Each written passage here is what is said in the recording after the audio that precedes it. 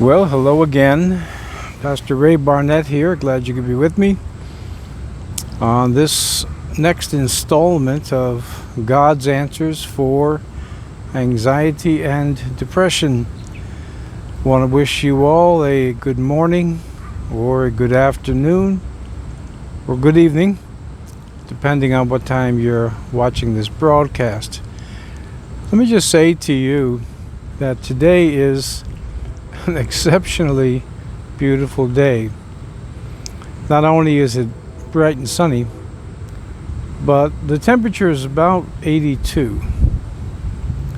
Yet the humidity is very, very low, and there's a beautiful breeze. I mean, we've had some exceptionally nice weather here in upstate New York this summer. But I think this may be the best day of all so far.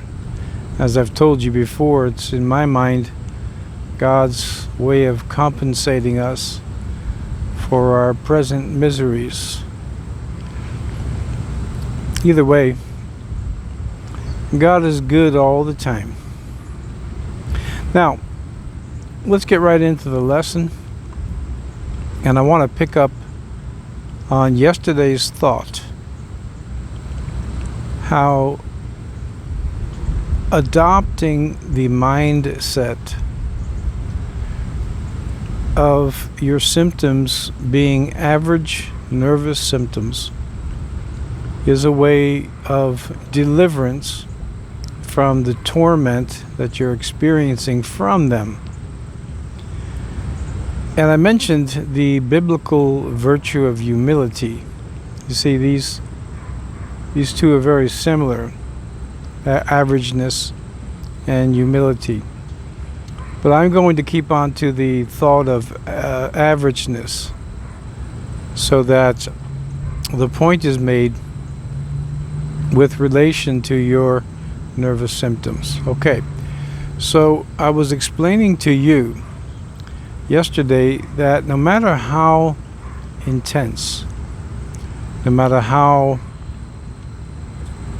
bizarre some nervous symptoms can be, they're still in the category of being average. Now, one thing that I should explain that I didn't mention yesterday, that average doesn't mean normal. For example, when you have the common cold, well, the name common gives it away, the adjective. It's common. That means it's average. Everybody gets a cold, and it's common. It's called the common cold. Right? Self-explanatory. So that means it's an average experience. However, even with a common cold, which is really no big issue, no big deal, it's not normal. You get the idea? That when the body is well, you don't have sniffles, cough, runny nose, perhaps a slight fever. So when the body does have those things, it is not a normal condition for the body. However, runny nose, sore throat, coughing, sniffling and sneezing, and perhaps a touch of the fever is average. So let's think of it this way. What if you met someone who has a cold? Average common cold. And they're just going berserk and running up and down and talking about, I've got a fever. And well, of course, nowadays, thanks to not only the media, but the purveyors of modern science have injected our culture with fear over this virus.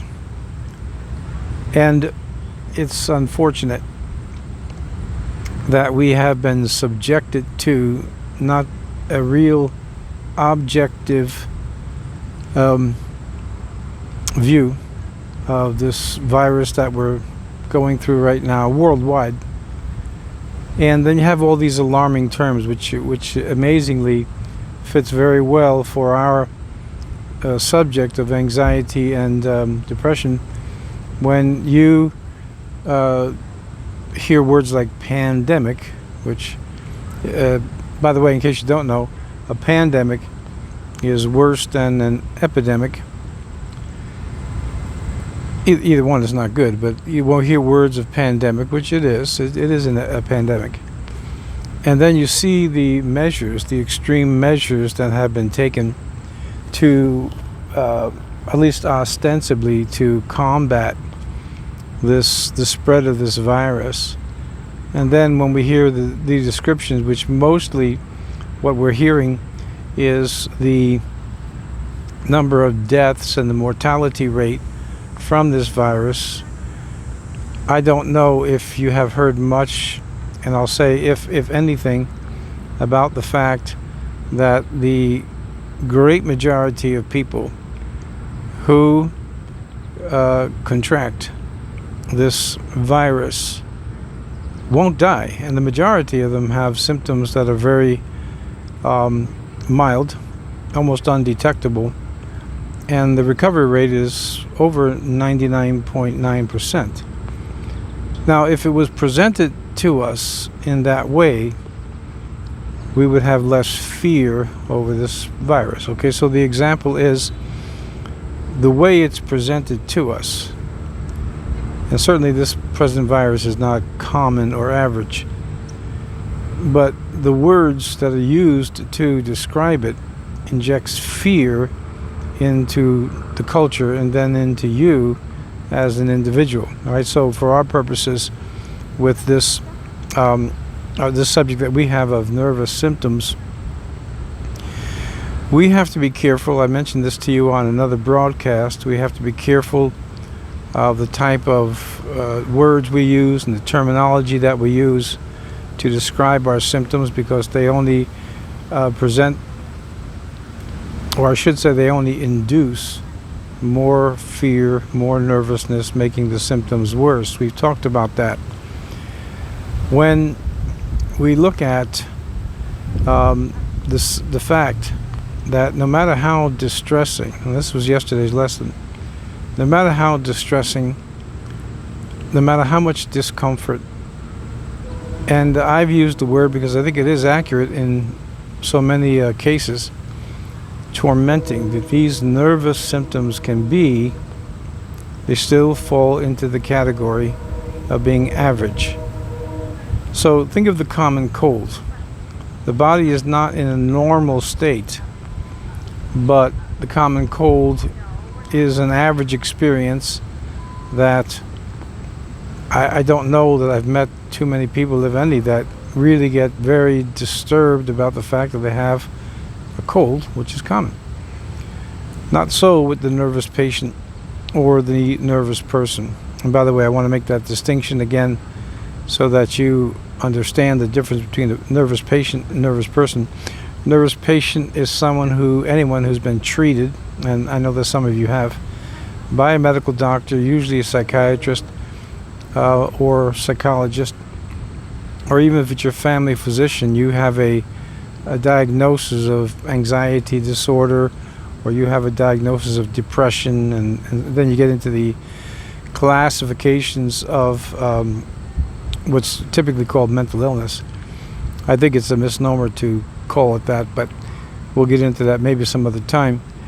If you've been treated, even without medication, then you are a nervous patient. Nervous people, or a nervous person, is someone who has basically the same symptoms. It's just that they've not been treated. Anyway, I just want you to know that distinction that I'm using between nervous patient and nervous person. Either way, the entire category of nervous symptoms are the average experience for someone who has a weakened nervous system. All right, it is definitely problematic, and I mentioned to you that I am of the opinion that symptoms associated with nervous disorders are probably amongst some of the worst feelings of symptoms that you could have associated with most diseases, real harmful diseases. And the irony, as I said yesterday, and the paradox of these symptoms is that they're not at all dangerous. So you have this tremendous paradox between symptoms that, and you could have a real bona fide organic disease that is dangerous, a cancer. I think I told you in one broadcast that I never had one single cardiac symptom at all, zero. And yet, I had a very dangerous blockage in my heart. Happened to be discovered, as far as I'm concerned, by the providence of God acting on my cardiologist, who just happened to see it. I had no symptoms at all. All right, there's an example of no symptoms, nothing. I was going to the gym every day, doing my work every day, not a single problem, nothing. No indication at all. But there was a major and very dangerous situation going on in my body. On the other hand, when it comes to nervous symptoms, they are exceptionally distressing. As you know, no need to inform you about that. Yet they're totally devoid of danger. It's a real paradox. A real paradox. But the sense of you accepting the truth about these symptoms, no matter how distressing, that they are in the average category of symptoms that go along with nervous disorders, should be a comfort to you. Let's go with, for instance, some of the garden variety of nervous symptoms. I mentioned to you sweaty palms and underarms because that's a pretty classic garden variety symptom. The racing thoughts, feeling of choking, pins and needles, stomach distress, heart palpitations, shortness of breath. Okay, that's some examples of a real garden variety that almost we could say that almost everybody gets those type of symptoms. Yet there are also bizarre symptoms associated with nervous disorders that are not all that common. Buzzing going through the brain. I think I mentioned that to you. I did mention that to you yesterday. That was one of my. It was brief, but it lasted for a couple of weeks or so, and can be very distressing. There's a variety of symptoms that are not that common, that go along with a simple nervous. People talking about going blind would be another one. That's not too common. Where they say they can't see. And the other ones, they're very distressing. There's no question about that. But to cut to the chase, it has to be and must be a comfort to you. Like a cold is uncomfortable, and for people like me, I don't like being sick at all. I don't like the slightest discomfort. However, I have to recognize that no matter how much I don't care to be sick, like with a cold, it's the average experience for, I say everybody, just about everybody has had a cold. And it's average, and we don't go crazy over it. We don't go berserk. We don't start running around and panicking. Nervous symptoms, on the other hand, are not like that at all. They cause you to go into a frenzy, to go into a panic. And as we have already seen, this is by far the worst thing that you can do.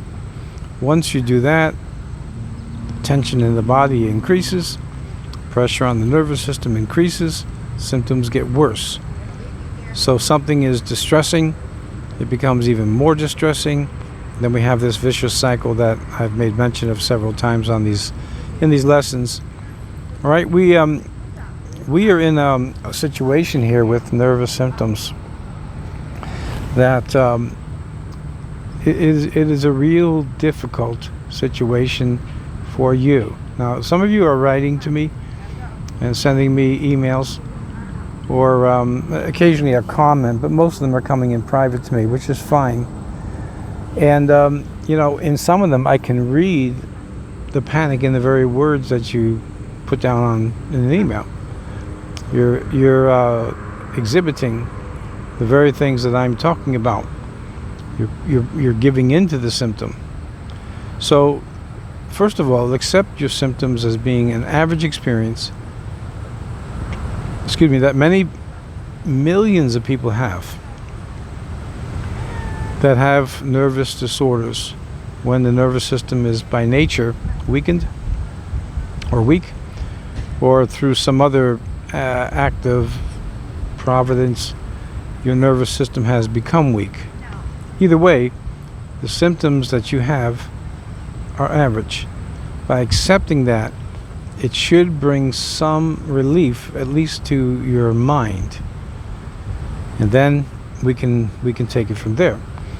Now, here is something I want you to hear today, and that is that in order to truly be cured of your nervous symptoms, you're going to have to be willing to bear with the discomfort of those symptoms in order to prove here we go. We got company. Come here, you. Let's go.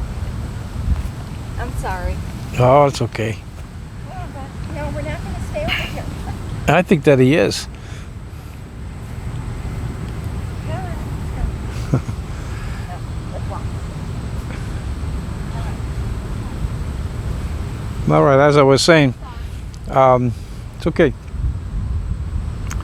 As I was saying, that you're going to have to be willing to bear with the discomfort of those symptoms in order to prove to yourself that they are indeed not dangerous. The more you give in to them, the more that you continue to panic. Okay, we'll use that word, panic. The more that you give in to them, the more that you concede and work yourself up.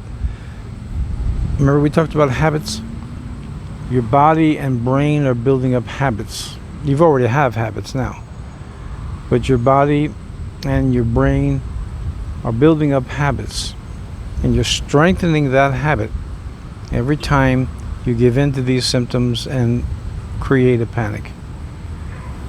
And what has to be done after you accept your symptoms as being average, even if they're not the common symptoms in nervous disorders, what you have to do is to accept that, the averageness of your symptoms. And then the real difficulty is not so much accepting the concept that your symptom is average. The real difficulty is going to come when you have to confront them and bear with the discomfort of them, saying to yourself, this is uncomfortable. I am uncomfortable, both in body and in mind. But I will bear this discomfort, proving to myself, and maybe after many years, by the way, proving to yourself that these symptoms are not dangerous. Now let's say, for instance, you've had many years of symptomatic a lifestyle, or your life has been filled with a lot of symptoms. You've been symptomatic for a long time. Well, your body and brain have built up habits over the years, so this is not going to be an easy task. And I know along the way I've reminded you about this, or exhorted you about this, that I'm not talking about something that is just easy to do. So you have to accept that as well. I can say this, unfortunately, if you don't make the effort to overcome these symptoms by these lessons that I have learned work, and don't have the time to say how I learned it. A lot of reading, a lot of experience, a lot of dealing with people, multiple sources, when I put them all together, is how I learned these techniques and how these things actually work.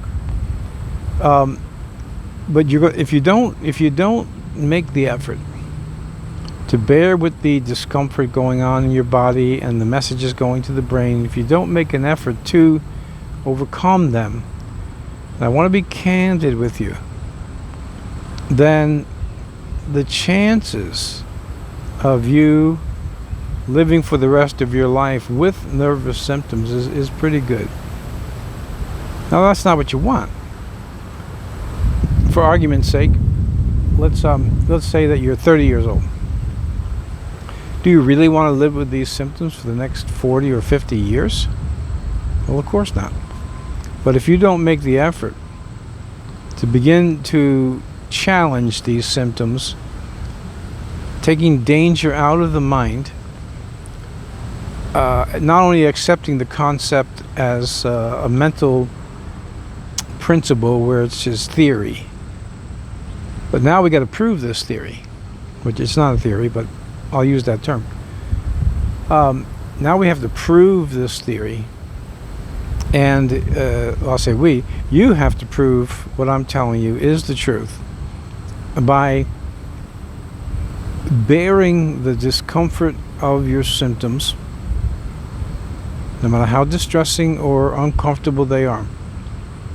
And I'll use again the word tormenting.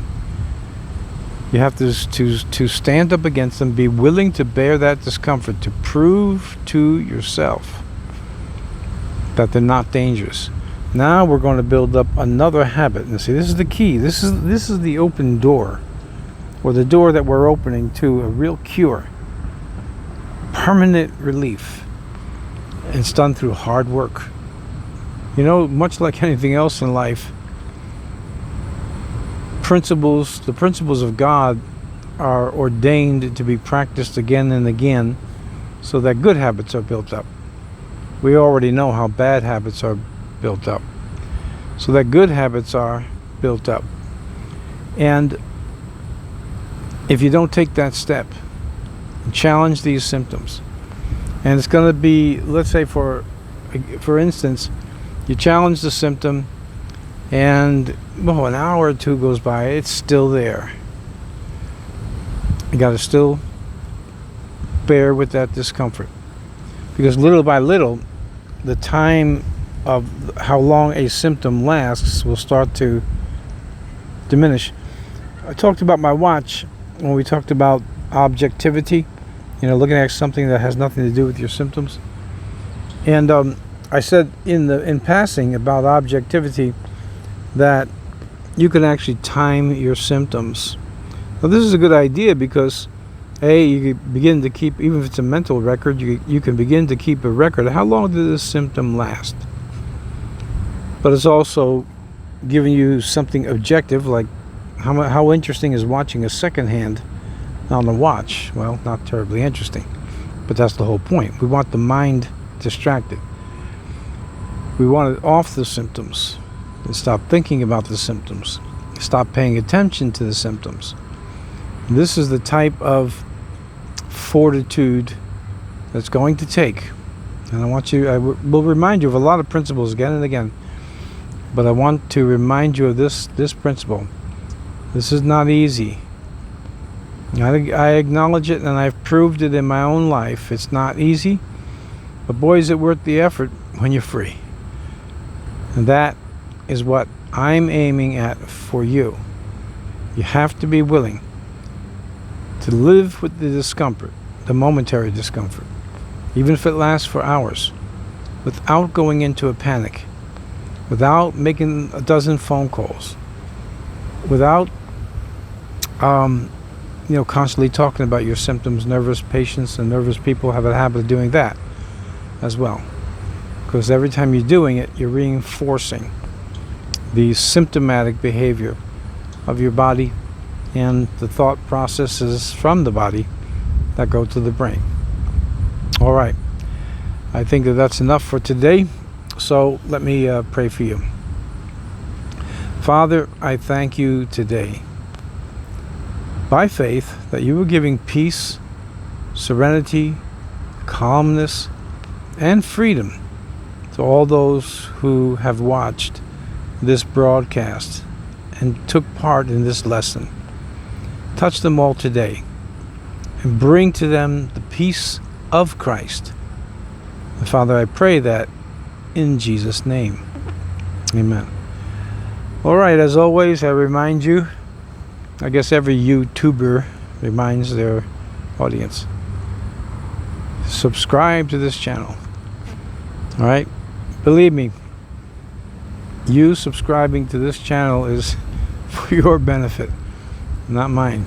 Don't get me wrong. It's not like I'm not happy when people subscribe. I am. I really am. I'm happy with the progress that we've made in just a couple of months.